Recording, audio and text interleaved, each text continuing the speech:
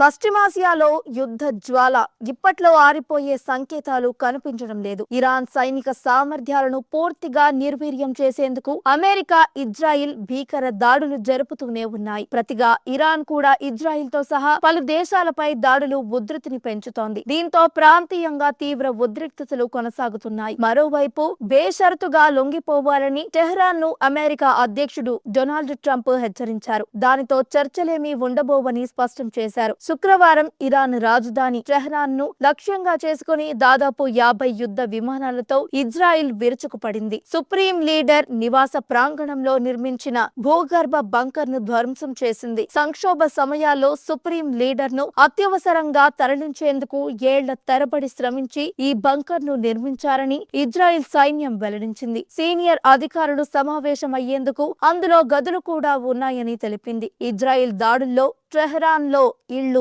భూకంపం వచ్చినట్లుగా కంపించాయి. కెర్మాన్షా నగరంలోనూ పేలుళ్లు చోటు చేసుకున్నాయి. హెజ్బొల్లా తిరుగుబాటులను లక్ష్యంగా చేసుకుని లెబనాన్ లో రాజధాని బీరుట్ శివార్లతో పాటు పలు ప్రాంతాల్లో ఇజ్రాయిల్ బాంబుల వర్షం కురిపించింది. అంతకు ముందే టెల్ అవీవ్ హెచ్చరికలు జారీ చేయడంతో 95,000 మందికి పైగా బీరుట్ శివారు ప్రాంతాలు దక్షిణ లెబనాన్ ను విడిచి వలస వెళ్లారు.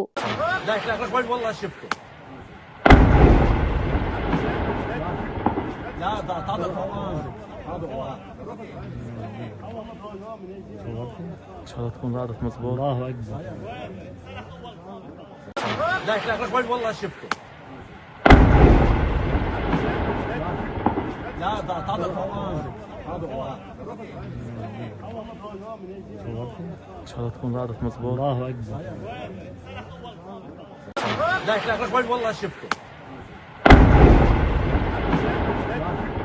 لا ضاعت هذا هو.